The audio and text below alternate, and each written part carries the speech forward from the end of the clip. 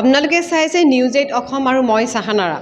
সমাগত যি পৌৰসভা নিৰ্বাচন আছে তাৰ কাৰণে মাত্ৰ মাজত 3টা দিন আছে আৰু এই 3টা দিনতে সকলো প্ৰাৰ্থী বা পাৰ্টীয়ে যি ধৰণে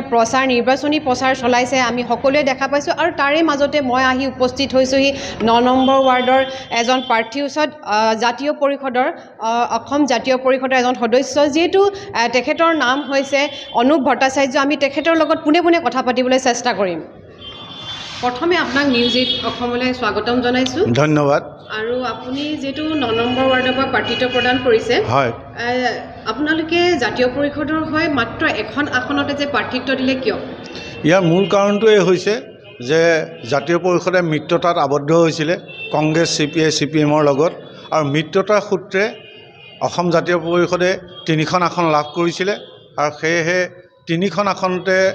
আচলতে মনোনয়ন দাখিল কৰিছিলে কিন্তু দুৰ্ভাগ্যবশতঃ দুজনৰ মনোনয়ন নাকচ হোৱাত মই একমাত্ৰ প্ৰাৰ্থী হিচাপে 9 নং ৱাৰ্ডত অসম জাতীয় পৰিষদৰ পৰা প্ৰাৰ্থিত্ব প্ৰদান কৰিছোঁ যেটো বিৰোধী পক্ষৰ ক্ষেত্ৰত আমি দেখিছোঁ প্ৰচাৰ আৰু প্ৰতিশ্ৰুতিৰে গোটেই শিৱসাগৰ পৌৰসভা নিৰ্বাচনখন তেখেতসকলে ৰাইজসকলৰ পৰা মুহি লৈছে আপুনি এই ক্ষেত্ৰত আপোনাৰ প্ৰচাৰ ক্ষেত্ৰত আপোনাৰ কিছু কম দেখিছোঁ আমাৰ কাৰণটো কি আপোনাৰ প্ৰচাৰ আচলতে কম হোৱা নাই আচলতে এইটো এটা পৌৰসভাৰ নিৰ্বাচন এইটো কোনো MLA ইলেকশ্যন বা MP ইলেকশ্যন নহয় আমি আগতেও সৰুকালত দেখি আহিছিলোঁ যে পৌৰসভাৰ নিৰ্বাচন অতি সাধাৰণভাৱে হয় আজিকালি বিভিন্ন দলে বিভিন্ন প্ৰচাৰৰ জৰিয়তে এটা ৰহণ সানিবলৈ চেষ্টা কৰে কিন্তু আমি অসম জাতীয় পৰিষদৰ মই প্ৰাৰ্থী হিচাপে মই প্ৰত্যেক ঘৰৰ মানুহলৈ গৈ 9 নং ৱাৰ্ডৰ প্ৰত্যেক ঘৰ মানুহলৈ গৈ মই প্ৰচাৰ অভিযান ৰাখিছোঁ আৰু ৰাইজে মোক ব্যাপক সঁহাৰি জনাইছে আৰু সেইকাৰণে মই যথেষ্ট আশাবাদী হৈ আহিছোঁ গতিকে আমাৰ প্ৰচাৰ কোনো কাৰণতে কম হোৱা নাই মাত্ৰ বাহ্যিক প্ৰচাৰত আমি বিশেষ গুৰুত্ব দিয়া নাই যেটো 9 নম্বৰ ৱাৰ্ডত আমি দেখিছোঁ আপোনাৰ বিৰোধী হিচাপে ৰাইজৰ দলৰ বিশ্ব খনিকৰ উঠিছে আৰু যেহেতু বিজেপিৰ ভাগৰ গণপৰিষদৰ প্ৰাৰ্থিত্ব প্ৰদান কৰিছে এই ক্ষেত্ৰত আপুনি কি ক'ব তেখেতৰ যেহেতু আমি যি সৰজমিন তদন্ত কৰিছিল বিশ্ব খনিকৰ এটা তাত ভাল মানে স্থান আছে বুলি কৈছে এই ক্ষেত্ৰত জাতীয় পৰিষদৰ হৈ আপুনি অকলে তাত প্ৰাৰ্থিত্ব প্ৰদান কৰি যে জিকি আহিম সেই বিশ্বাসটো আপুনি কেনেকৈ ৰাখিছে ইয়াৰ কাৰণটোৱে হৈছে যে মই এজন সামাজিক আৰু সাংস্কৃতিক ব্যক্তি হয় গতিকে আজি যোৱা 35 বছৰ দিন ধৰি পেলাই মই সামাজিক আৰু সাংস্কৃতিকভাৱে যথেষ্ট পৰিমাণে জড়িত অসম আন্দোলনৰ পৰা আৰম্ভ কৰি নাটক নাচ গান ইত্যাদি বিভিন্ন ক্ষেত্ৰত সাংস্কৃতিকভাৱে মই জড়িত আৰু সেইফালৰ পৰা 9 নং ৱাৰ্ডৰ নিবাসী ৰাইজৰ লগত মোৰ এটা নিবিড় সম্পৰ্ক আছে আৰু 9 নং ৱাৰ্ডৰ প্ৰত্যেকজন ৰাইজে জানে যে মোৰ যিটো বলিষ্ঠ কণ্ঠ 9 নং ৱাৰ্ডৰ ৰাইজে আগতেও দেখিছে আৰু এইবাৰ যদি পৌৰসভাৰ নিৰ্বাচনৰ ৰাইজে জয়যুক্ত কৰে তেন্তে পৌৰসভাত মই এটা বলিষ্ঠ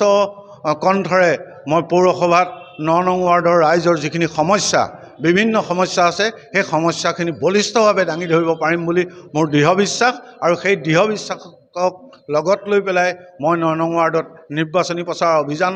আৰম্ভ কৰিছোঁ আৰু এই অভিযানত ৰাইজে মোক যথেষ্ট সহায় দিছে আৰু খবৰৰ শেষত এটুকে কওঁ যে 9 নং ৱাৰ্ডৰ ৰাইজে মোক বিজয় নিশ্চিত কৰিব বুলি মই আশাবাদী আৰু মই নিজেও যথেষ্ট দৃঢ়মনা যেটো ৰাইজৰ দল আৰু গণপৰিষদে আপোনালোক তাত প্ৰাৰ্থিত্ব প্ৰদান কৰিছে আপুনি মূল যুঁজখন আপোনাৰ কাৰ লগত হ'ব বুলি আপুনি ভাবে আচলতে মূল যুঁজখন ত্ৰিকোণীয়া প্ৰতিদ্বন্দ্বিতা হ'ব এইটো অস্বীকাৰ কৰি লাভ নাই ময়ো এজন প্ৰতিদ্বন্দ্বী যদিও তিনিকোণীয়া প্ৰতিদ্বন্দ্বিতা হ'ব কিন্তু তিনিকোণীয়া প্ৰতিদ্বন্দ্বিতাৰ অন্তত মোৰ বিজয় সুনিশ্চিত হ'ব আপোনাৰ প্ৰথমে এতিয়া যেহেতু আপুনি 9 নম্বৰ ৱাৰ্ডৰ সকলোখিনি বস্তু দেখি আছে আপুনি যদি কেনেবাকৈ জিকে যেহেতু আপুনি কৈছে যে আপুনি দৃঢ় বিশ্বাসী আপুনি জিকি ওলাই আহিব আৰু তেতিয়া আপোনাৰ 9 নম্বৰ ৱাৰ্ডৰ প্ৰথম কামটো আপোনাৰ কি হ'ব প্ৰথম কামটোৱে হ'ল চাওক 9 নং ৱাৰ্ডৰ এটা বৃহৎ সমস্যা আছে প্ৰথম সমস্যাটো হৈছে যে পিয়লি ফুকন ষ্টেডিয়ামখন নিৰ্মাণৰ ফলত তাত পানী আবদ্ধ হৈ আছে আৰু এই বানপানীত ৰাইজে যথেষ্ট জীয়াতু ভুগিছে গতিকে সেই পানীখিনি আচলতে উলিয়াই লৈ যাবৰ কাৰণে নলা নৰ্দমাৰ কোনো সুব্যৱস্থা আজি পৰ্যন্ত হোৱা নাই গতিকে মোৰ প্ৰথম কাম হ'ব যে পিয়লি ফুকন ষ্টেডিয়ামত আবদ্ধ হৈ থকা চাৰিওকাষে আবদ্ধ হৈ থকা পানীখিনি উপযুক্ত বিজ্ঞানসন্মত নলা নৰ্দমাৰে নিষ্কাশনৰ ব্যৱস্থা কৰা আৰু 2 নম্বৰ কামটো হৈছে যে এটা খোৱা পানীৰ সমস্যা 9 নং ৱাৰ্ডত আছে বহু দিনৰ ৰাইজৰ অভাৱ হৈ আছে গতিকে এই খোৱা পানীৰ সমস্যাটো